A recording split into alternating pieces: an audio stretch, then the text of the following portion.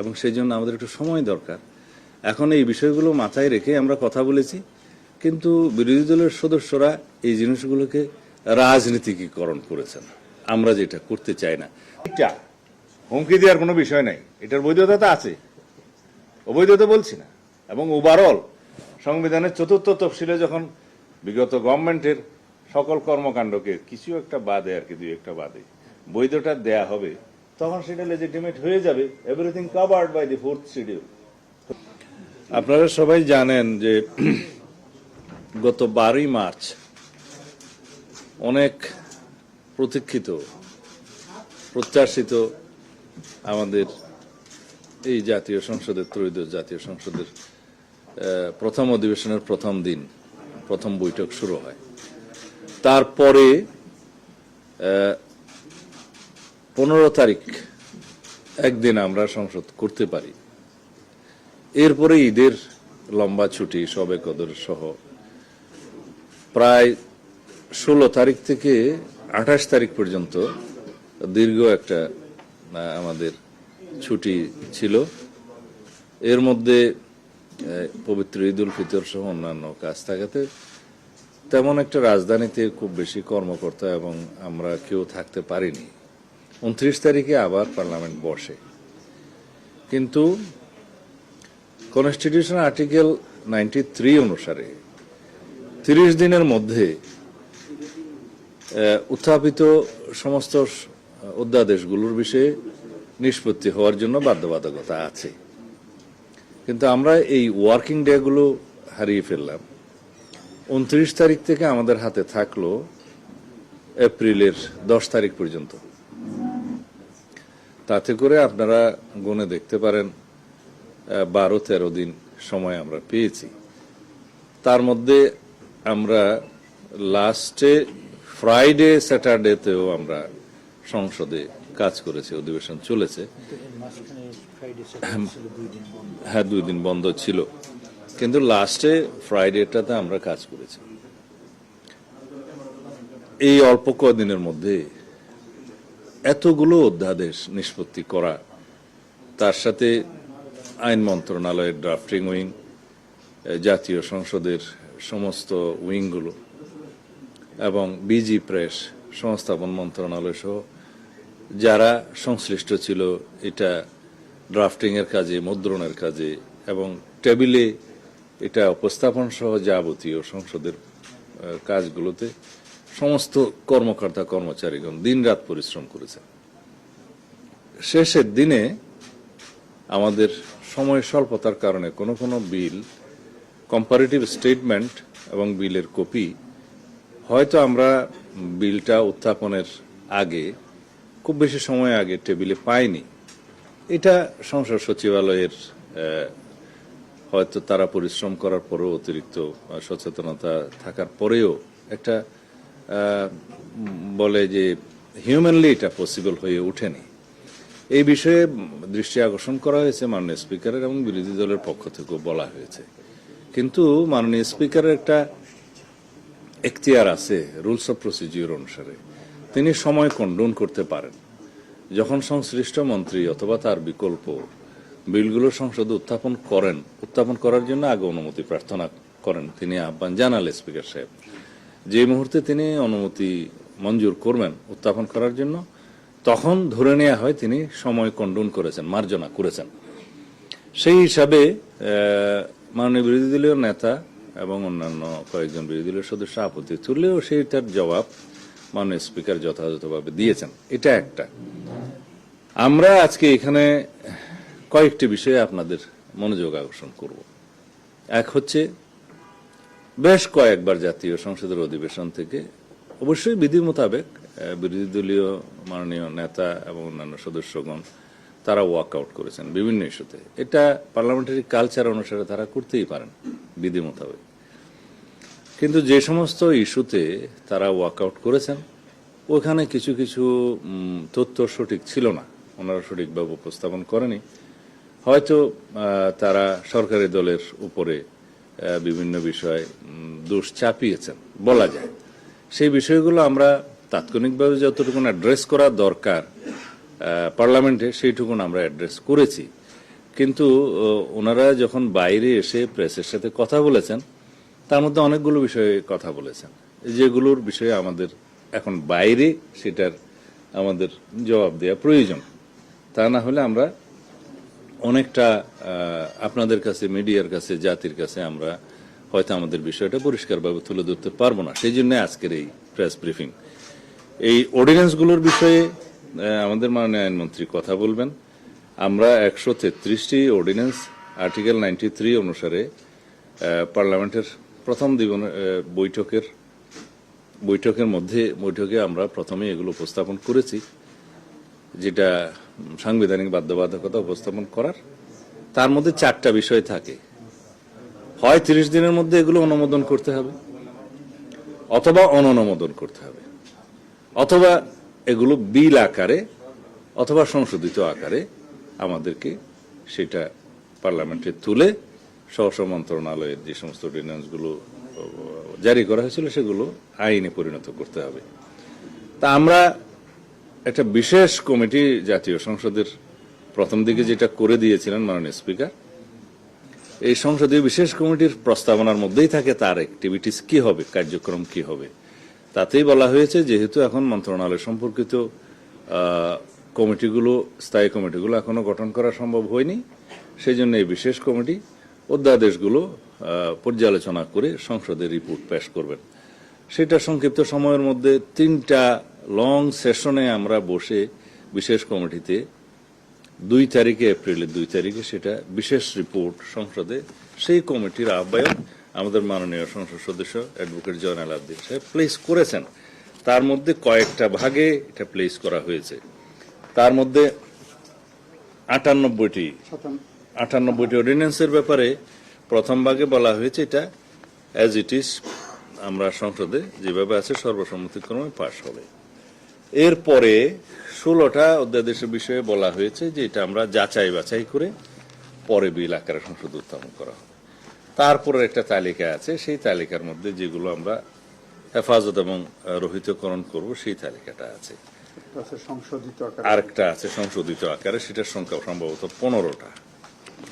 এখন সেই বিষয়গুলো আমরা কিভাবে উত্থাপন করলাম, মাননীয় বিরোধী দলীয় নেতা পরে যখন ওয়াকআউট করেন তখন তিনি বললেন যে 91টা বিল এখানে উপস্থাপন করা হয়েছে, 16টা যাচাই বাছাই করে পরে উত্থাপন করা বলে বলা হয়েছে, বাকিগুলো গেল কোথায়? আইনমন্ত্রী সাহেব ফ্লোরে জবাব দিয়েছেন যে 91টার মধ্যেই কিন্তু বাকি 17টা অন্তর্ভুক্ত। কারণ কোন কোন অধ্যাদেশ জারি হওয়ার 15-20 দিন, 1 মাস 2 মাস পরে দ্বিতীয় সংশোধনী আনা হয়েছে, কোথাও কোথাও তৃতীয় সংশোধনীও আনা হয়েছে, মূলত অধ্যাদেশ একটা। তো যখন বিল আকার উত্থাপন করা হয় জাতীয় সংসদে, সব অধ্যাদেশগুলোকে এক করে একটা বিল আকারেই উত্থাপন করা হয়েছে। এইটা আমার মনে হয় মাননীয় বিরোধী দলীয় নেতা হয়তো খেয়াল করেননি। সেই কারণে তিনি মনে করেছেন 91টা না হয় প্লেস হলো, 16টা প্লেস হবে না, বাকিগুলো গেল কোথায়? বাকিগুলো এই 91টার মধ্যেই অন্তর্ভুক্ত। তিনি হয়তো এটা খেয়াল করতে পারেন। এই ডিটেলটা আইনমন্ত্রী সাহেব বলবেন। আর যে সমস্ত বিলগুলো নিয়ে পার্লামেন্টে এই বিশেষ রিপোর্টের মধ্যে মাননীয় বিরোধী দলীয় সদস্যগণ নোট অফ ডিসেন্ট দিয়েছিলেন, এই বিশেষ কমিটির রিপোর্টে হুবহু সেই সমস্ত নোট অফ ডিসেন্টগুলো উল্লেখ করা হয়েছে যেভাবে তারা দিয়েছেন। এবং নোট অফ ডিসেন্ট ওয়ালা অধ্যাদেশগুলো যেগুলো সংসদে উত্থাপিত হয়নি বা সংশোধিত আকার হয়েছে অথবা রহিত এবং হেফাজতকরণের জন্য উত্থাপিত হয়েছে, এই সব বিষয়ে নজিরবিহীনভাবে মাননীয় স্পিকার 2 মিনিটের জায়গায় কোথাও 10 মিনিট 15 মিনিট করে কয়েকজন সদস্য, বিরোধী দলীয় সদস্যদেরকে কথা বলার সুযোগ দিয়েছেন। তারা দীর্ঘ লিখিত বক্তব্য পাঠ করেছে, আপনারা দেখেছেন। এবং এটাও কিন্তু নজিরবিহীন। তো যে সমস্ত বিষয়ে এগ্রিড হয়েছিলাম সেগুলোর ব্যাপারে আলাদা আপত্তি উত্থাপন করতে পারে যখন বিল উত্থাপিত হবে, অথবা বিল উত্থাপন করার জন্য অনুমতি প্রার্থনা করবে। এই স্টেজটাকে বলা হয় পার্লামেন্টের প্র্যাকটিসে, কেউ আপত্তি দিলে অনেক সদস্য সংখ্যা থাকলেও একজনকে এর উপরে কথা বলতে দেয়া হয়। 2-1টা বিলের ক্ষেত্রে আমি দেখেছি মাননীয় স্পিকার কয়েকজনকেও চান্স দিয়েছেন, সুযোগ দিয়েছেন। 2 মিনিটের জায়গায় যেটা আগের ট্রেডিশন 10 মিনিট 15 মিনিট করে দিয়েছেন। এবং সমস্ত বক্তব্যগুলো দেখা গেছে তারা বাইরে থেকে রেডি করে নিয়ে গেছে, which is good, I appreciate it. Ready হয়ে যাওয়া ভালো, কিন্তু এটা রচনা আকারে তারা পাঠ করেছেন বিবৃতিগুলো। এরপরেও আমরা কোনো কারণ দেখিনি শেষের দিনে ওয়াকআউট করার। সেটা যেটা হয়েছে জুলাই স্মৃতি জাদুঘর, সেটা হ্যাঁ রিপোর্টের মধ্যে অ্যাজ ইট ইজ পাশ করার জন্য সবাই এগ্রিড হয়েছিল, কিন্তু মন্ত্রণালয় যখন বিলটা আনে অ্যাজ ইট ইজ আকারেই আনছে। কিন্তু কোনো বেসরকারি সদস্য যখন কোনো সংশোধনী আনে এবং সেটা যদি রিজনেবল মনে হয় সংসদের কাছে বা সরকারি দলের কাছে, মেজরিটি পার্টির কাছে, তখন সেটা সংসদের বিবেচনায় নেওয়া যায় এবং সেই সংশোধনীটা ভোটাভুটির মধ্যে গৃহীত হয়। হ্যাঁ, এখানে তারা আপত্তি দিয়েছেন, তারা কিন্তু কোনো সংশোধনী এনে তারপর আপত্তিটা দিতে পারতেন, তারপরেও তাদেরকে কথা বলার সুযোগ দেওয়া হয়েছে। বিষয়টা হচ্ছে জুলাই স্মৃতি জাদুঘরের নিয়ন্ত্রণ মন্ত্রণালয় থাকবে না কোনো মন্ত্রণালয়ের বাইরে বেসরকারি লোক থাকবে। কিউরেটর কে হবে সেটার বিষয়ে বলা নেই, যদিও তিনি এখন বেসরকারি বাইরের মন্ত্রণালয়ের বাইরের একজন বিশিষ্ট ব্যক্তি। কিন্তু সেই আইনে অবসর গ্রহণের বিষয়টা বা পদত্যাগের বিষয়টা যেভাবে বলা হয়েছে, সেই ব্যক্তি স্বেচ্ছায় পদত্যাগ না করলে রোজ কিয়ামত পর্যন্ত তাকে সরানোর কোনো সুযোগ ওই আইনে রাখা হয়নি। সেই জন্য বলা হয়েছে আইদার তিনি সরকারের কাছে পদত্যাগ করবেন, অথবা কোনো কারণে যদি সরকার রিজনেবলি মনে করে যে তাকে অপসারণ করা দরকার, সেই সুযোগটা সরকারের কাছে আছে। তখন এই বিষয়ে কথা আমরা আরো বলতে পারতাম। আমরা লিডার অব দি হাউসের অনুমতি নিয়ে এবং আইনমন্ত্রী সাহেব যথাযথভাবে ফ্লোরে বলেছেন যে আমরা এরপরেও এটা আরো সংশোধিত আকারে বিল আনতে পারি পরের সেশনে, তার আগে আমরা আলাপ আলোচনা করব, আপনাদের বক্তব্য শুনবো এবং এটা আমরা প্রতিশ্রুতি দিচ্ছি যে এই বিষয়ে আমরা সবাই মিলে আলোচনা করে একটা নতুন বিল আবার আনতে পারি। সেটা তো একটা উত্তম প্রস্তাব। তা এখন সেই বিষয়গুলো রিজনেবলি তারা বিবেচনা না করে এবং ওখানে আবার নির্বাচনের কিছু ইস্যু তুলে এবং অন্যান্য প্রাসঙ্গিক কিছু বক্তব্য তুলে তারা যে কয়েকবার ওয়াকআউট করেছেন, সেই বিষয়গুলো আমার মনে হয় যে যৌক্তিক হয়নি। আর কিছু কিছু বিষয়ে কোনো কোনো অধ্যাদেশের বিষয়ে তাদের বক্তব্য ছিল, তা আমরা বলেছি এগুলো আমরা যাচাই বাছাই করে, যেমন গুম অধ্যাদেশ, মানবাধিকার কমিশন অধ্যাদেশ, আর একটা কি বিষয় ছিল আইসিটিটা আসে নাই, আমরা বলেছি প্রসঙ্গক্রমে সুপ্রিম কোর্ট সচিবালয় এবং সুপ্রিম কোর্টের বিচারক নিয়োগ আইন, এগুলো স্টেক হোল্ডারদের সাথে আমরা ব্যাপক আলাপ আলোচনা করব, করে এটাকে আরো এনরিচ করে আমরা পরবর্তী সেশনে নিয়ে আসতে চাই এবং সবাইকে ইনক্লুড করে স্টেক হোল্ডারদের সাথে আলাপ আলোচনা করে তারপরে এই আইনগুলো যদি আরো সমৃদ্ধ করা হয়, সেটা তো জাতির জন্যই ভালো হবে। আর এমন না যে ওখানে এমন এই অধ্যাদেশগুলো অ্যাজ ইট ইজ পাশ করে দিলে যে এখনই এগুলো শুদ্ধ আইন হচ্ছে, তা নয়। কারণ আমরা যদি এররগুলো রেখে এই আইনগুলো রেখে দিই, তাহলে গুম কমিশনের যে এখতিয়ারটা দেওয়া হয়েছে, তাতে করে যারা গুমের শিকার তারাই অবিচারের শিকার হবেন। আমি নিজে গুমের শিকার। আমরা চাচ্ছি এই গুম কমিশনটা এমনভাবে আমরা করি যাতে তার ফাংশনটাও ঠিক থাকবে এবং গুমের শিকার যারা হবেন তারাও যেন এমন একটা আদালতে ন্যায় বিচার পায় যেটার এখতিয়ার, বর্তমান আইসিটি কোর্ট কিন্তু হাইকোর্ট ডিভিশনের এখতিয়ার সম্পন্ন একটা আদালত। এখন তারাও ওই আইনে যেটা সাজেস্ট করছে সেটা জয়েন্ট জাজ, এডিশনাল ডিস্ট্রিক্ট জাজ। আর তারও একটা বিষয় আছে, তদন্তের বিষয় আছে, মানবাধিকার কমিশন তদন্ত করবে। এখন আইসিটি কোর্টের যে প্রসিকিউশন টিম এবং তদন্ত সংস্থা, এইটার মানটা অনেক উঁচু এবং তার লজিস্টিক সাপোর্ট সবসময় অনেক বেশি। যদি আমরা মানবাধিকার কমিশনের কাছে একটা তদন্তের জন্য দিই বা গুম কমিশনের কাছে একটা তদন্ত দিই, তো এইটা কিন্তু মাল্টিপ্লিসিটি অফ ইনভেস্টিগেশন এজেন্সিস হবে, বিভিন্ন রকমের রিপোর্ট আসবে, আসামিরা বেনিফিট হবে, সময় ক্ষেপণ হবে। এগুলো আমরা মাথায় রেখেই আমরা এই আইনগুলো করছি। কিন্তু ইন্টারিম গভর্নমেন্টের সময় আমি তাদেরকে দোষ দেব না। কেউ কেউ নিজেদের প্রোভাইড করার জন্য তাড়াহুড়ো করে এই মানবাধিকার কমিশন এবং গুম অধ্যাদেশ এগুলো করে ফেলেছে। আমরা দোষ দিতে চাই না। 10 বছর একটা গভর্নমেন্টের বয়স, হয়তো তাড়াহুড়োর মধ্যে এগুলো ওনারা করতে চেয়েছেন, সেই জন্য কিছু কিছু ভুলভ্রান্তি থাকতেই পারে। তা এখন তো একটা রেগুলার গভর্নমেন্ট, পলিটিক্যাল গভর্নমেন্ট, এখন অনেক সময় আছে আমরা আলাপ আলোচনা করে এই গুম অধ্যাদেশগুলো, মানে গুম কমিশনগুলো, মানবাধিকার কমিশন এবং আইসিডি অ্যাক্ট, এগুলো সিমিলারিটিস রেখে আমরা যাতে গুমের শিকার যদি কেউ হন বা অতীতে যারা হয়েছে তাদের জন্য যদি ন্যায় বিচার এবং সর্বোচ্চ ন্যায় বিচার নিশ্চিত করতে পারি, তাহলে সেটাই কি ভালো না? এবং সেই জন্য আমাদের একটু সময় দরকার। এখন এই বিষয়গুলো মাথায় রেখে আমরা কথা বলেছি, কিন্তু বিরোধী দলের সদস্যরা এই জিনিসগুলোকে রাজনীতিকীকরণ করেছেন। আমরা যেটা করতে চাই না। গণভোট অধ্যাদেশ, এই অধ্যাদেশ অনুসারে আরপিও অনুযায়ী নির্বাচন কমিশন গণভোট অনুষ্ঠান করেছে একই ডেটে, আলাদা ব্যালট। সংবিধানের 142 অনুচ্ছেদ অনুসারে সাংবিধানিক যে গণভোট, এই গণভোট সেই গণভোট না। 142 অনুচ্ছেদ অনুসারে যে গণভোট সেটা হচ্ছে সংবিধানের প্রস্তাবনা, আর্টিকেল 8, 48, 56, 142 প্রস্তাবনা। এই সমস্ত বিষয় আর্টিকেল যদি কোনো সংশোধনী আসে, তাহলে রাষ্ট্রপতি এটা অনুমোদন করার আগে গণভোট দিতে হবে, সেই গণভোট। আমরা জাতীয় ঐকমত্য কমিশনে এই গণভোটের প্রস্তাব করেছিলাম, আমিই করেছিলাম। তখন আমরা বলেছিলাম জুলাই জাতীয় সনদ স্বাক্ষরিত হবে।